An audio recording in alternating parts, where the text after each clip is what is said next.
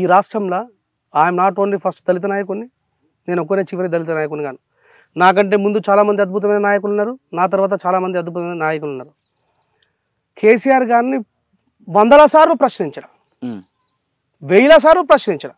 ఇంకో విషయం చెప్తా, భారత రాజ్యాంగం మారుస్తామన్నారు. అందరికంటే ముందే 7:30కే ఎర్లీ మార్నింగ్ 7:30కి మా అంబేద్కర్ గారి విగ్రహం దగ్గర దిష్టి బొమ్మ దానం చేసిన నేను. మంచిని మంచి అని చెప్తా, చెడుని చెడు అని చెప్తా.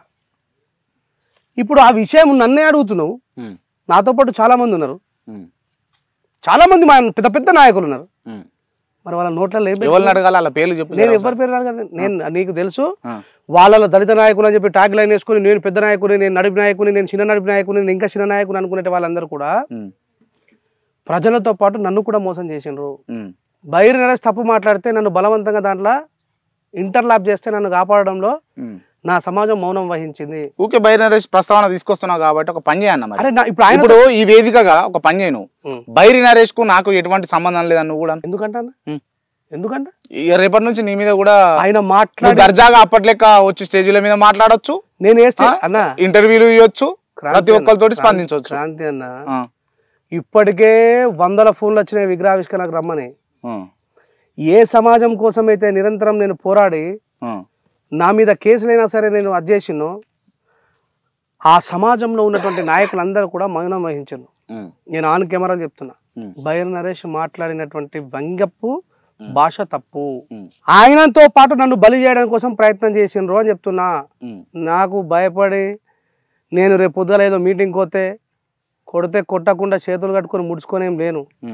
బైర్ నరేష్ వెనుక ఉన్నటువంటి సైన్యము చిన్న చిన్న పిల్లగాండ్లు వాళ్ళు భయపడి పారిపోతారు కావచ్చు. నేను సమతా సైనికుల ఆర్గనైజేషన్ లో ఉన్నా, దేశవ్యాప్తంగా ఉన్నది నా ఆర్గనైజేషన్. కావాలంటే ఒకసారి చెక్ చేసుకొని, వాళ్ళకు కూడా తెలుసు సమతా సైనికులు అనేది లొట్టపేసి చేతులకు గాజులు వేసుకొని ఏం లేవు. నాకు నేనుగా మౌనం వహిస్తున్నా.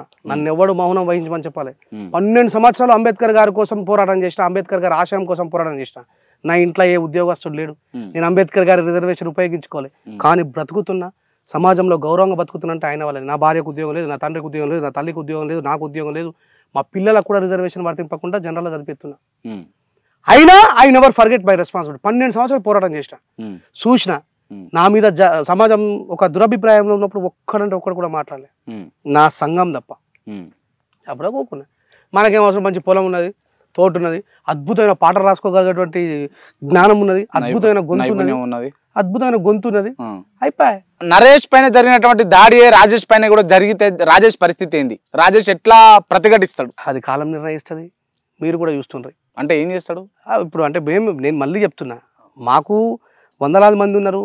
ఒకటి, నేను పొరపాటు చేయలే, ఆయన మాట్లాడిండు, నేను మాట్లాడలే. టీవీ నేనోడు కావాలని చెప్పేసి దాన్ని ట్రోల్ చేసిండు, నేను మాట్లాడలే. నా మీద దాడి జరిగేటువంటి అవకాశం ఉంటే ఇప్పుడు ఎవరి మీద ఎప్పుడు ఏం జరుగుతుంది అనేది ఎవరు గ్యారంటీ ఇస్తాడు? అంటే వాస్తవానికి ఇప్పుడు మీరు అనుకుంటున్న విధానం ప్రకారం నరేష్ను రాజేష్ను సింక్ చేసి దగ్గరికి చేసి వీళ్ళిద్దరు ఒకటి అన్న విధంగా మీ పైన రేపటి నాడు దాడి జరిగింది అనుకో, సరే మీరు అవకాశం ఇస్తలేరు, అవకాశం ఇస్తే ఈ పాటికి దాడి కూడా జరుగుతుండొచ్చు నాకు తెలిసి, కానీ ఇచ్చిరే అనుకో, పరిస్థితి ఏంది అంటున్నా, ఏ విధంగా ఎదుర్కొంటారు మీరు? దాడి జరిగినప్పుడు సమాధానం చెప్పే సందర్భాలలో అవే కనబడతాయి. నేను ఇప్పుడు ఏం చెప్తా అంటే నరేష్ను కొడుతున్న విధానం చూస్తుంటే అది పోలీస్ వ్యాన్లో ఉన్నాడు, పల్లమని కొట్టడం లేకపోతే ఏడబడతాడో కొట్టిరు, అటువంటి సందర్భం మీకు ఎదురైతే మీరు ఏ విధంగా స్పందిస్తారా అంటున్నా? అది అప్పుడే కనబడతారు. తిరగబడతారా? ఇప్పుడు నేను ఇప్పుడేం చెప్తాను, తిరగబడతారా అంటే నేను మీరు ఎప్పుడైనా చూసుకోవచ్చు. ఇవాళ కొత్తగా కాదు, నాతో ఎప్పుడో 10 మంది తమ్ముళ్ళు ఉంటారు. ఇవాళ కొత్తగా కాదు, నేను ఎప్పుడు మీటింగ్ పోయినా 10 మంది తమ్ముళ్ళు ఉంటారు. వాళ్ళు తిరగబడతారా?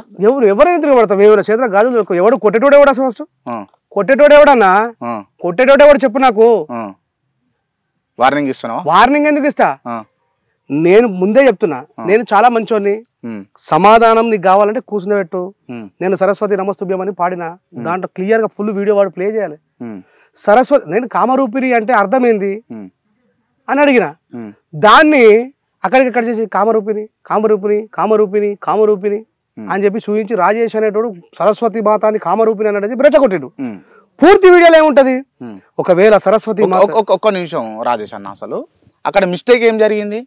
నువ్వు పాడింది ఏంది, అసలు జరిగింది ఏంది? శ్లోకం చదివిన. శ్లోకం సరస్వతి నమస్తుభ్యం వరదే కామరూపిణి విద్యారంగం కరిష్య అని చెప్పేసి మొదలు చేస్తాం కదా. కామరూపిణి అని ఎందుకు వచ్చింది? ఆమె ఐటమ్ గల తను బట్టలు దొరుకుకోదా? ఒకవేళ ఆ మేడంకు అన్ననో తమ్ముడో ఉండుంటే ఈ రాసిన రచయితను దొరకబట్టి గుద్దవాళ్ళు కాబట్టకపోవాలని చెప్పాను. ఎందుకు ఈ విచిత్రమైనటువంటి భాషలలో స్త్రీలను కించపరుస్తారన్న? కామరూపిణి అంటే అదే అర్థం. మరి ఇప్పుడు మరి కామాతురా నా భయం నా లజ్జ. అరే ఒక నిమిషం, ఒక పురోహితునికి ఫోన్ చేస్తా. ఫోన్ చేసి నేను ఒకటి చెప్తా, ఒక్క సెకండ్. నువ్వు ఎవరికి ఫోన్ చేయాల్సిన పని లేదు, నేనే సమాధానం చెప్తా. సరే, నేను అడిగిన నాకు నిజంగా ఆ మేధావులకు ఉన్నంత పెద్ద బుద్ధి లేకపోవచ్చు. మరి నేను మాట్లాడిన ఈ 2 సంవత్సరాల ఏడవైపోయినారు వైరల్ అంటే మీకు నచ్చినప్పుడు సగం కట్ చేసుకుంటే మనుషులు సావదంగడం కోసం వైరల్ చేస్తారా? ఇదా మీడియా బాధ్యత? అంటే తెలవాలి కదా, ఏం మాట్లాడినా తెలవాలి కదా. మరి ఎందుకు పూర్తిగా వీడియో ప్లే చేయాలి? టీవీ 9 అడుగుతున్నా ఇప్పుడు, ఎందుకు పూర్తిగా వీడియో ప్లే చేయాలి? కింద నేను ఎంత అద్భుతంగా మాట్లాడినా ఒక స్త్రీని ఎందుకు ఇట్లా కించపరచురన్నా? రాజేష్, అది స్త్రీని కించపరచడం కాదురా అని ఎవరి వల్ల సమాధానం చెప్పాల్సింది పోయి మొత్తం సమాజానికి నేను దుర్మార్గుని అని అంటే ఎవరిచ్చినారు కా రైట్స్? మరి నేను 1,00,000 చెప్తా, అది అదన చెండాలే దర్శన గంగాస్నానం అంటే అర్థమైంది. మన ఆయన రాసుకున్నాడు చదువు కేవలం అధ్యయనం అధ్యాపకం బ్రాహ్మణనామ కల్పయతని అట్లా చెప్పుకుంటూ పోతే శ్రీనాథుడు రాసినటువంటి ఒక గొల్ల కుర్మ స్త్రీ పైన, ఆమె అన్నం పైన, ఆమె తడిసి వస్తున్నటువంటి స్థితుల పైన చాలా రాసిరు. మరి అవన్నీ ఎవరు సమానం చెప్పాలి? నేను ఇలాంటి మనకెందుకు అని అడిగిన. సరే, నాకు ఆయనంత పాండిత్యం లేకపోవచ్చు, నువ్వు ఎవరికైతే పురోహితుడికి చేస్తానో ఆయనంత పాండిత్యం లేకపోవచ్చు. ఈ 2 సంవత్సరాలు నాకున్న అవగాహన ప్రకారం మీరు వాడినటువంటి వరదే కామరూపిణి అని అంటాం కదా, ఆ కామము నువ్వు చూసిన కామము కాదు, అది వేరే కామము అని చెప్పేసి నేను అంటా. సరే, ఇప్పుడు నువ్వే కాదు, నా ఈ డిబేట్ జరిగినప్పుడు చాలా మంది కామకులు అన్నారు. మరి వాళ్ళే అంటున్నారు కదా కామాతురానం భయం నా లజ్జ అని. అది వేరే, ఇది వేరే అంటే అదే. ఇప్పుడు మన టెన్నిస్ లో ఉండి కొడతారేమో 6, అవతల టెన్నిస్ లో ఉండి కొడతారేమో 4. అంటే మీరు నిర్ణయించుకున్న గ్రౌండ్ ని ఎంత లిమిట్ లోకి ఉపయోగించుకోవాలి మీరు ఉపయోగించుకుంటారు. గిదే ప్రజలకు అర్థం కావాలని చెప్పినా నేను ఏమనలేను. ఇప్పటికి కూడా ఆ వ్యాఖ్యలు చేయడం సమర్థించుకుంటాను. నేను ఏమంటున్నా, ఒకవేళ అది నాకు తప్పైతే, కామరూపిణి అనేది నేను అడిగిన దాంట్లో తప్పైతే నాకు సమాధానం చెప్పి నాకు నచ్చ చెప్పాల్సినటువంటి బాధ్యత నీపై ఉందని చెప్తున్నా. ఎవరైతే ప్రశ్నించాలనుకున్నారో వాళ్ళకి. అంతే తప్ప నీకు నచ్చి నేను 1,00,000 తీసుకొని వస్తా, వాటన్నిటికి సమాధానం చెప్తారా. శ్రీనాథుడు రాసినటువంటి మోహపు కవితలు అద్భుతంగా ఉన్నాయి. ఏది స్త్రీల మీద ఏముంది? అది ఒక గొల్లలు ఆమె కొట్టంలో పాలు పితికి తీసుకొని వస్తున్నప్పుడు ఆమె తడిసి వర్షంలో తడిసిన తర్వాత ఆమె బూబ్స్, ఆమె పిర్రలు అన్ని ఇట్లా కనబడుతున్నాయని చెప్పి ఉన్నాయి, చాలా ఉన్నాయి. నాకు నేర్పిన గురువు గారు ఉన్నారు, తీసుకొచ్చా నేను కూర్చుని పెడతా, ఆయనతో వాళ్ళని డిబేట్ చేయమని చెప్పు. అంతే తప్ప నువ్వు మాట్లాడిన మరి 1,00,000 ఉన్నాయి. నన్ను ఎట్లా అన్నావు నువ్వు? నా కొడుక నన్ను ఎట్లా అడుగుతున్నావు? నువ్వు పౌరహిత్యం ఉన్నాడు కదా, 20 సంవత్సరాల నుంచి శంకరుడు మాల వేసుకుని ఈ గుడి మైల పడిపోతాను ఎట్లానో? ఎవరిచ్చి నీకు అధికారం? మరి ఏం చేసిరాన్ని? ఇదే వికారాబాద్ జిల్లాలో జరిగినటువంటి ఆ పౌరహిత్యం ఉన్నటువంటి పండితుడు కొడుకు వచ్చి ఇంత సీనియర్ శంకరుడు మాల వేసుకునేటువంటి మాలా మాదిగల్ని మీరు ముడితే గుడి మైల పడిపోతా అన్నప్పుడు ఈ దేశంలో ఉన్నటువంటి ప్రజల నాలుకలు సచ్చిపడిపోయినాయి. రెంజాల రాయేశ్వరుడు తెలుసో తెలియక పొరపాటుకు ఒకటి మాట్లాడుంటే అని చంపే అంటారు. మరి కన్నీ తెలిసినటువంటి పండితుడే మాలా మాదిగోళ్ళు గుడి ముడితే మైల పడిపోతున్నారు అంటే ఇద్దరికి సమానమైన ఆలోచన ఉండాలి కదా, ఇద్దరి పట్ల సదభిప్రాయమే ఉండాలి కదా. దీన్నే డిస్క్రిమినేషన్ అంటారు. నేను ప్రశ్నిస్తే తప్పు, ఆయన మాత్రం ప్రశ్నిస్తే తప్పు కాదు. ఇదెట్లానే? అసలు నువ్వు ఏం చెప్పాలనుకుంటున్నావు, ఏం చేయాలనుకుంటున్నావు సమాజానికి? బాబాసాహెబ్ అంబేద్కర్ కాలారాం మందిరం ప్రవేశం చేసిన అంబేద్కర్ గారి కంటే గొప్పని కాదు, ఆయన ఇంటికి ఏమి కాదు నేను. కాకపోతే ఆయన అనుయాయిని, నేను ఆయననే ఫాలో అయ్యే వ్యక్తిని. బాబాసాహెబ్ అంబేద్కర్ గారు దేవుణ్ణి ఇష్టపడరా అనే విషయం పక్కన పెడితే ఆయన చివరిలో బౌద్ధం తీసుకున్నాడు, హిందుత్వంలో ఉండే పోరాడిండు వీళ్ళ మార్పు కోసం.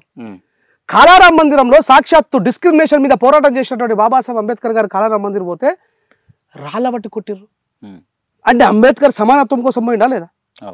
నాకు ఆ సమానత్వం కావాలి ఈ దేశంలో. ఇప్పుడు నువ్వు ఏడాబోతో కొడుతున్నాను నన్ను అంటే రెంజల్ రాయేష్ ఒక్కడేనా? మీ సిగ్నేచర్ స్టూడియోకు నాకు రోజు వచ్చేటువంటి అప్లికేషన్స్ అన్ని మీకు పెడతా.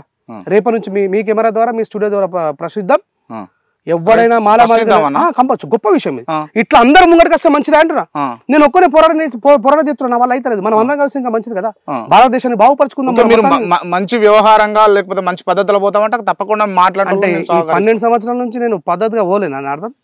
అంటే చెప్తున్నా నేను, అంటే how you can decide that మంచి పద్ధతిలో పోతే అంటే ఇన్ని సంవత్సరాలు పోలేదా? ఇప్పుడు రాజేష్ అన్న, నేను ఒక విషయం అంట, నేను మంచిగా ఉన్నా, అన్ని తీర్లో మంచిగా ఉన్నావు, ఎందుకు వ్యతిరేకత వస్తుంది? అరే నీకు అర్థమైతలేదే, ఇంత పెద్ద పోరాటము, ఇంత పెద్ద 2 రాష్ట్రాలు అగ్నిగుండమై మండుతున్న ఈ సందర్భంలో కూడా శివుని మాలేసుకున్నటువంటి వ్యక్తులని గుళ్ళోకి రావద్దని ఎట్లా అన్నాడన్నా? దాని మీద ఎందుకు మాట్లాడారన్నా? ఇంత జరిగిన తర్వాత కూడా జరిగింది కదా వికారాబాద్లా, ఎందుకు మాట్లాడరు? అంటే వాళ్ళు భక్తులు కాదా? వాళ్ళు మనుషులు కాదా? మేము మనుషులం కామా? మాలమాదిగలం దేవుని మొక్కద్దా? దేవుడి దగ్గరికి రావద్దా? దేవుడి ప్రసాదం తినద్దా? దేవుని పూజించద్దా? దేవుని తాగద్దా? ఇది వద్దని ఎవరన్నారు మరి? గూళ్ళో అయినా అన్నాడా? అడ్లో అయినా అన్నాడా? సాకలో అయినా, కుమ్మరంలో అయినా అన్నాడా? రెడ్డి అయినా అన్నాడా? వెలుమైన అన్నాడా? కమ్మాయిన అన్నాడా? పురోహితుడు కొడుకు ఎట్లా అంటాడు చెప్పు? ఆయన ఎందుకంటాడు? Who's given the rights? వానికి ఎవడిచ్చిన రైట్స్? 20 సంవత్సరాల నుంచి మాలేసుకుంటున్నటువంటి నా దళిత జాతి బిడ్డలని శివుడికి దూరం చేయాలని చెప్పి మీరు గుడిని దాకద్దు అని చెప్పి అనే రైట్స్ ఎవరిచ్చారు? మరి ఎవడైతే నన్ను వెక్కిరిస్తాడో నేను వాడిని వెక్కిరిస్తా, ఎవరైతే నన్ను వెలివేయ ప్రయత్నం చేస్తాడో వాడిని నేను తన్నే ప్రయత్నం చేస్తా. ఇదే భారతదేశ ధర్మం.